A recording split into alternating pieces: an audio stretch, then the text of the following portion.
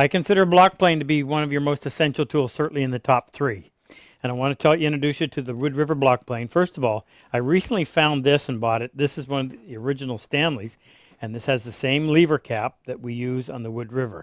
It simply was released by lifting it up like that, put it back in place, and snap that down in. That's really convenient when it comes to making adjustments. So let me show you this. First, there's 2 options. There's the standard angle and there's the low angle, and you can see the difference in the height of the lever cap. This one, the bedding angle, what I mean by that is if you remove the lever cap, take the blade out, this angle right here that the blade sits on, and by the way, notice that great big milled surface. That's why these work so well. This is 20 degrees.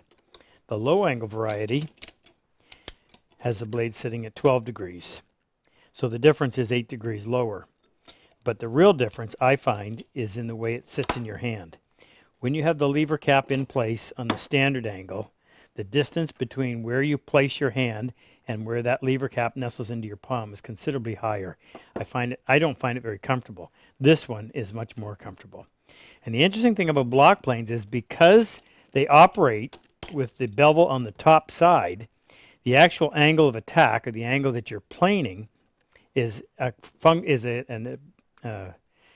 what you do to determine that is to add the bedding angle plus whatever angles you have on the blade.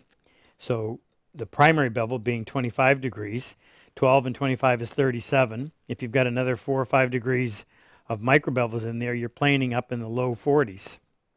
On a standard angle, you've got 20 plus the 25 degree primary bevel is 45. You're closer to 50 degrees.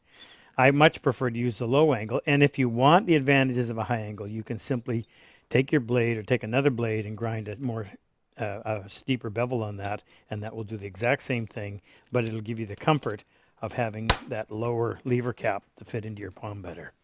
Great plane. It also has an adjustable throat, so you simply loosen that knob. The lever will allow you to open and close the throat. You use that when you need to control tear out on figured wood by simply moving that toe plate closer to the blade so it'll hold the fibers down and doesn't allow them to lift and tear when the grain reverses.